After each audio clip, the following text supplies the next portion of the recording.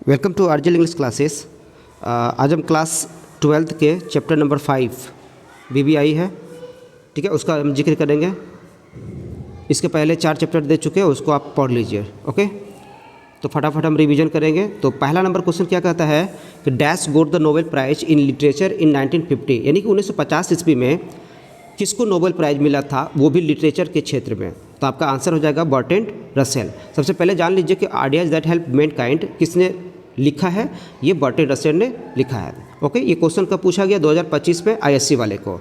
Next question क्या कहता है? The last of the great pre historic inventions was the art of dash, यानी कि सबसे लास्ट में ऐसी कौन सी आविष्कार हुआ, ठीक है।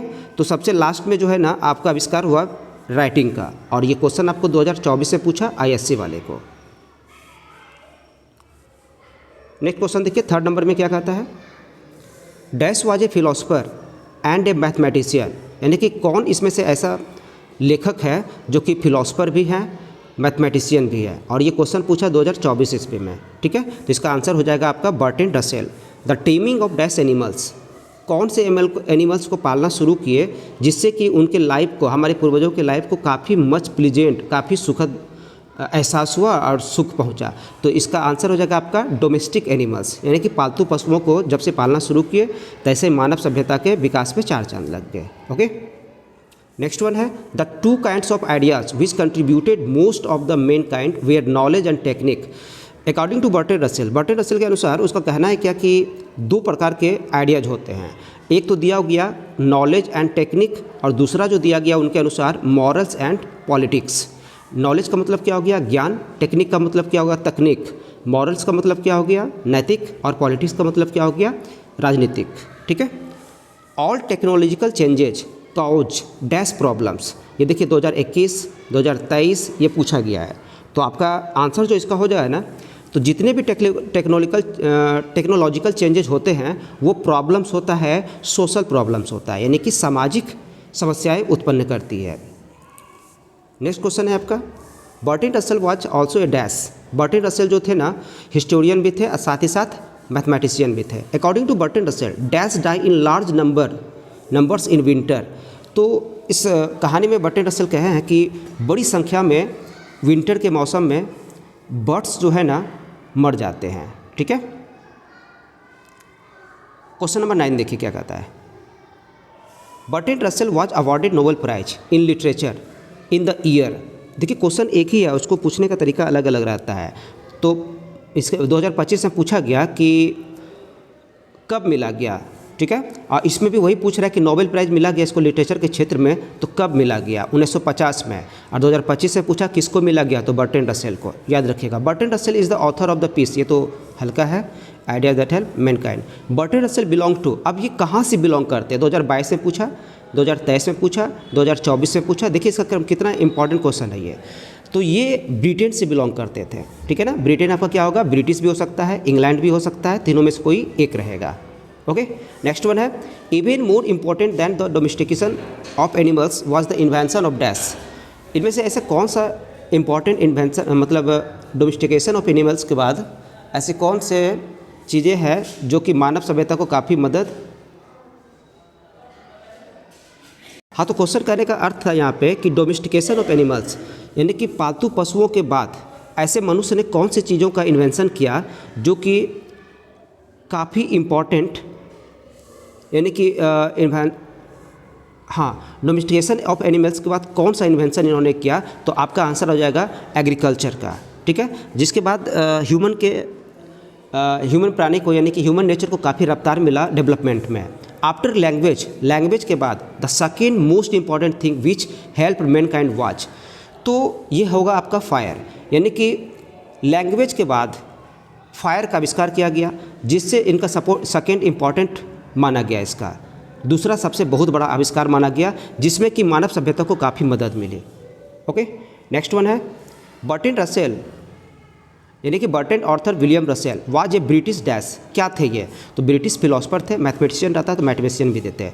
Ideas that have helped mankind has been written by, तो ये भी हल्का क्वेश्चन है, तो आपका आंसर क्या हो जाएगा? Bertrand Russell. Okay, next one है ये डाइट कब हुआ बर्ट्रैंड रसेल? तो 1970 में। अवॉर्डेड नोबेल प्राइज फॉर, किसके क्षेत्र में रसेल को अवार्ड किया गया था नोबेल प्राइज? तो आपका हो जाएगा लिटरेचर के क्षेत्र में, साहित्य के क्षेत्र में। ठीक है, आंसर हो जाएगा आपका बी। आंसर इसका क्या हो जाएगा? बी हो जाएगा, literature. The most indubitable respect in which ideas have help mankind. तो आप इसका कहानी पढ़िएगा ना, तो according to Bertrand Russell, Bertrand Russell के अनुसार नंबर्स सबसे ज़्यादा मतलब मानवता की मदद किया है, क्योंकि एक ज़माना ऐसा था होमोसेपियंस का जिसमें कि उसको रहना काफ़ी दुर्लभ हो गया था और काफ़ी कम संख्या में थे। इसीलिए संख्या की बात कर रहे हैं लेखक के अनुसार। Survival for Homo sapiens primarily was, यानी कि उस ज़माने में होमोसेपियंस जो वैज्ञानिक नाम है मनुष्य का, क्या हुआ करता था उस ज़माने में, उसको रहने में प्रारंभिक अवस्था में कैसा था? तो काफ़ी ये क्या था, प्रॉब्लम भरा था, समस्या से भरा हुआ था। ठीक है, birds die of hunger in large numbers. अब कहता है क्या कि लेखक कहते हैं कि बहुत बड़ी संख्या में बर्ड्स जो है ना भूख से मर जाते हैं, लेकिन ये किसके दौरान होता है? तो ड्यूरिंग विंटर के दौरान, जाड़े की ऋतु में। During summer birds dash dash, यानी कि समर के दौरान। ऐसे तो मनुष्य और पशु में एक ही फ़र्क है कि मनुष्य को सोचने और समझने की शक्ति होती है, लेकिन पशु पक्षियों और जानवर को नहीं। इसीलिए वो जो होते हैं ना बर्ड्स जो होते हैं ना ड्यूरिंग समर, तो वो फॉरगेट दिस कैटास्ट्रॉफी, यानी कि विंटर में जो भी कुछ उसके साथ घटनाएं घटती है वो फिर उस कैटास्ट्रॉफी को, उस घटना को वो क्या करते हैं, फॉरगेट कर जाते हैं, भूल जाते हैं, जिससे कि जैसे कि हम लोग में, मनुष्य में ऐसी नहीं होती है। ओके, एवरी ह्यूमन, हम फटाफट इसका क्या करते चले जा रहे हैं, ऑब्जेक्टिव बताते चले जा रहे हैं, आप सुनते चले जाइए, और that is enough for your examination board, 12th board examination. Okay, ये काफ़ी है आपके एग्जामिनेशन बोर्ड के लिए। Every human death by starvation is preceded by long period of death. लेखक का कहना है कि ह्यूमन जो है ना काफ़ी संख्या में डेथ हो जाते हैं। ठीक है ना, कैसे? तो बहुत बड़ी चिंता के साथ। ठीक है, जितना मनुष्य जो है ना सबसे ज़्यादा संख्या में जो मरते हैं वो एंग्जाइटी के कारण मरते हैं, काफ़ी चिंता भरे होने के कारण ये क्या करते हैं, डेथ हो जाते हैं। Human beings suffer from due to their dash. अच्छा, ह्यूमन कहता है क्या, ह्यूमन सबसे ज़्यादा सफ़र करते हैं। ठीक है, सफ़र का मतलब क्या होता है, पीड़ित हो जाते हैं, दुख दर्द सहते हैं, क्योंकि उनके पास उसकी इंटेलिजेंसी होती है। यही इंटेलिजेंस मनुष्य के पास नहीं रहता है, इसलिए वो हमसे ज़्यादा खुश रहता है। ठीक है, animals gate pleaser from dash. Animal जो है ना वो खुशियाँ पा सकते हैं, किससे? म्यूजिक से, फुटबॉल से, साइंस से, नन ऑफ दिच। एनिमल्स को खुशी पाने के लिए इन सारी चीज़ों की ज़रूरत नहीं होती, जबकि मनुष्य को इन सारी चीज़ों की ज़रूरत होती है। बर्ट्रैंड रसेल क्या लिखा हुआ है, तो ideas that help Mankind. Next question है आपका, क्वेश्चन रिपीट हो रहा है तो देख लीजिएगा। बर्ट्रैंड रसेल फिलोसोफर भी है, उसके साथ साथ मैथमेटिशियन भी है। The invention of dash was more important than the domestication of animals. तो डोमेस्टिकेशन, फिर क्वेश्चन आ गया ये कि डोमेस्टिकेशन के बाद कौन सा इन्वेंशन हुआ जो कि मोस्ट इंपॉर्टेंट माना गया, तो वो है आपका एग्रीकल्चर। ठीक है, सिविलाइजेशन टाउट अस, सिविलाइजेशन हमें सिखाती है कि सबके साथ फ्रेंडली रूप रहने का। Dash was also a commentator on a large variety of topics. इनमें से ऐसे कौन से लेखक हैं जो कि बहुत सारे वैराइटीज़ यानी डिफरेंट टाइप्स के टॉपिक पर उन्होंने क्या किए हैं, कमेंट किए हैं। तो आपका आंसर हो जाएगा बर्ट्रैंड रसेल। क्वेश्चन नंबर 30 देखिए, in dash the last step was never taken. कहता है इनमें से कौन ऐसे लोग हैं जिन्होंने जो लास्ट स्टेप लिया है ना वो कभी कोई नहीं ले सकता है, तो वो है आपका चाइना। ठीक है ना, और ये हमसे बहुत आगे है टेक्नोलॉजी के क्षेत्र में। Dash would not help to corn to grow unless he was allowed to feast on the blood of the children. देखिए यहाँ पे लेखक कहते हैं कि एक मान्यता है एक समाज में कि जब तक बच्चों की बलि ना दिया जाए तब तक वहाँ के जो अनाज है, ग्रेन्स हैं, कॉर्न है, वो ज़्यादा नहीं उपजते। ये उनकी पुरानी मान्यता थी प्रारंभिक समय में। तो एक जनजाति थे उसमें जो कि मोलोक का मानना था। अब मोलोक लोग क्या करते थे, ज़्यादा से ज़्यादा फसल उपजाने के लिए वो अपने बच्चों को ही बलि चढ़ा देते थे। ओके, ये आपका था चैप्टर नंबर 5। अब फटाफट रिवीजन कर लेते हैं चैप्टर नंबर 6 में, जो कि द आर्टिस्ट है और इसको लिखा है सिगा नोया ने। तो इसका पहला क्वेश्चन देखिए, 2025 में पूछा गया कि the curio dealer sold the God to a wealthy. तो किसको बेचा गया था, वेल्दी कलेक्टर को बेचा गया था। ठीक है, जो कि धनवान भी था और उसको शौक भी था कुछ नए नए चीज़ों को रखने का। तो नेक्स्ट क्वेश्चन है आपका सेकेंड नंबर में, what did Seibei apply to get rid of the unpleasant gourd smelled. Seibei क्या करता था गॉड के अनप्लीजेंट स्मेल को, यानी कि गॉड से दुर्गंध ना आए, तो उसमें वो गॉड से दुर्गंध से छुटकारा पाने के लिए वो क्या करते थे, तो चाय के पत्ती को वो क्या करते थे, उसके अंदर डाल देते थे, टी लिप्स हो जाएगा। ओके, नेक्स्ट वन है dash was 12 years old and still primary school. और ये क्वेश्चन देखिए 2025 में पूछा, 2024 में देखिए क्या पूछा कि कौन 12 साल का हो चुके हैं और अभी भी वो प्राइमरी स्कूल में पढ़ रहे हैं, तो आपका आंसर हो जाएगा सेवी। नेक्स्ट क्वेश्चन है 4 नंबर में dash love to polish the god in classroom. तो सेवी को बड़ा पसंद था, बड़ा प्यार करता था वो गॉड को पॉलिश करना, कहाँ, क्लासरूम में। सेवी was personality interested in dash, सेवी को किस में ज़्यादा रुचि था, तो वो था गॉड्स में। Sevi would examine the dash as soon as he got up, जैसे ही सेवी ने गॉड्स का एग्जामिन किया, ठीक है ना, तैसे ही क्या किया, he got up. Sevi would examine the gods as soon as he got up, ज्यों ही वो जगता था तो सबसे पहले वो जाकर के एग्जामिन करता था, परीक्षण करता था किसका, गॉड्स का, क्योंकि वो रात में उसको क्या करते थे, मतलब पॉलिश वॉलिश करके उसको अच्छे से रख देते थे। The type of gods that appeal to Sevi was, किस प्रकार के गॉड्स को वो ज़्यादा पसंद करते थे, वो था आपका इवेन एंड सिमेट्रिकल, मोटा ताजा और सीधा साधा। द टीचर हु काउट सेवी doing with God in the class, कौन से ऐसा टीचर थे जिन्होंने उसको रंगे हाथ पकड़ लिया, ठीक है ना, और उसके बाद पकड़ने के बाद टीचर ने उसको क्या किया, तो उसको क्या किया, पनिश्ड हिम, उसको पनिश दिया गया, ठीक है। और इतना ही नहीं, वो टीचर इथिक्स के थे और वे उसके घर पे भी गए थे कंप्लेन लेकर के। The teacher made complain against सेवी टू हिज डैश, अब उसके घर पे जैसे ही गए ना, तो उसके घर में उसके कौन थे, पापा थे, मदर, और उसकी माँ थी घर पे, उसी के पास वो कंप्लेन लेके गए थे। और उसके पापा जो थे, फादर, वो थे कारपेंटर शॉप के यहाँ काम किया करते थे, ठीक है। तो आपका ये क्लियर हो गया होगा। नेक्स्ट क्वेश्चन है the artist is a dash, artist जो है ना एक प्रकार का क्या है, तो शॉर्ट स्टोरी है। Who has retain the artist, किसने लिखा है, तो सिगा नोया, एस नोया दिया हुआ है तो सिगा नोया समझिएगा। सिगा नोया का जन्म जो हुआ था ना, वॉज बॉर्न इन 1883, ठीक है, और इसकी मृत्यु जो हुआ था ना, तो 1971। Fancy lad spending his time playing around like that with gods, ये लाइन कहता है क्या, जैसे ही गॉड की बात करें तो आप समझ जाइए कि ये लाइन कहाँ से लिया गया है, द आर्टिस्ट से लिया गया है। सेवी वाज डैश, सेवी जो एक इसको जो कैरेक्टर दिया गया है, तो सेवी एक प्रकार का क्या था, तो सेवी एक आर्टिस्ट के रूप में थे, कलाकार जिसको कहा जाए। सेवीज parents knew that he often about himself dash, Seibei के माता पिता को पता था, ये बिल्कुल पता था कि वो जो पराया जो है ना, वो क्या खरीदते रहते थे, ठीक है, तो वो प्राय जो है ना वो खरीदते रहते थे आपका गॉड्स को। सेवी लिव्ड इन ए डैश, तो सेवी हार्बर टाउन में रहा करते थे। One could walk from one end of the town to the another, यानी कि उनका घर जिस जगह पे था ना, तो लगभग 20 मिनट की पैदल दूरी पे जाते तो उसका गांव क्या हो जाता, शहर ख़त्म हो जाता, ठीक है, यानी कि एक छोर में ये रहा करते थे। नेक्स्ट है सेवी new every place that sold dash, यानी कि जहाँ जहाँ गॉड्स बिकता था तहाँ तहाँ वो प्लेस पे वो जाते थे और उसको खरीद करके लाते थे।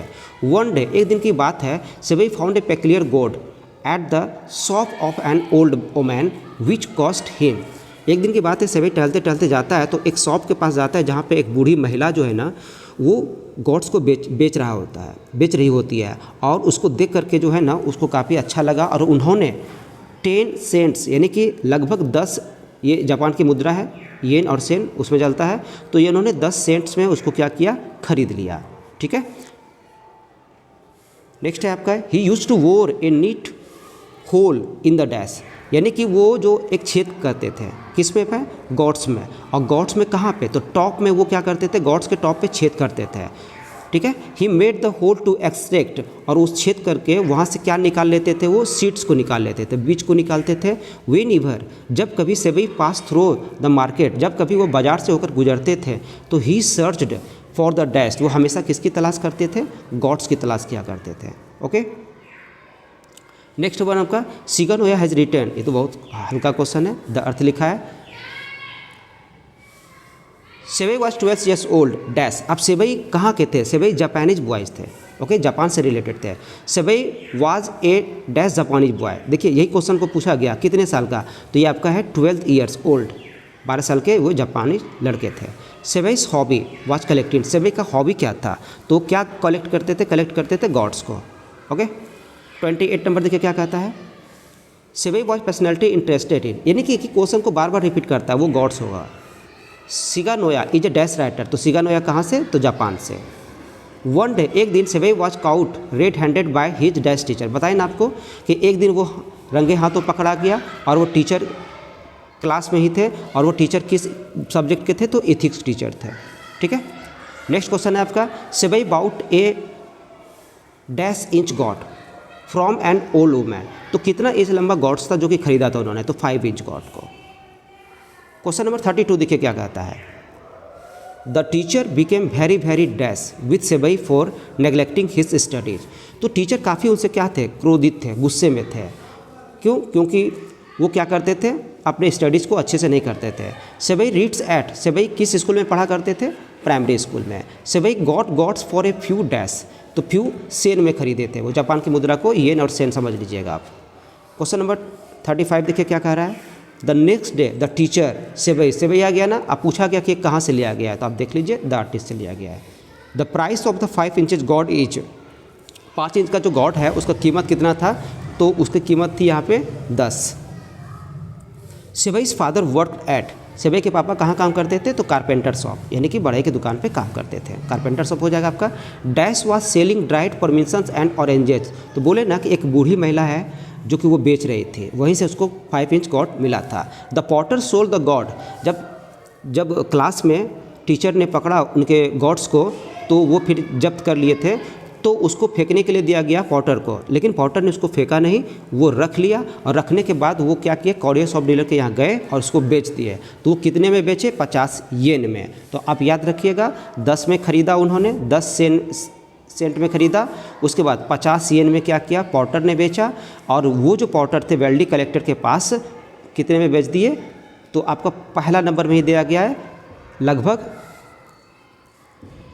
देखिए पहला नंबर में क्वेश्चन दिया गया था, सेबई का जो कॉरियर डीलर के शॉप था, तो अच्छा ये नहीं दिया गया यहाँ पे, तो आगे बताएंगे हम ये कितने में बेचा गया है। ठीक है,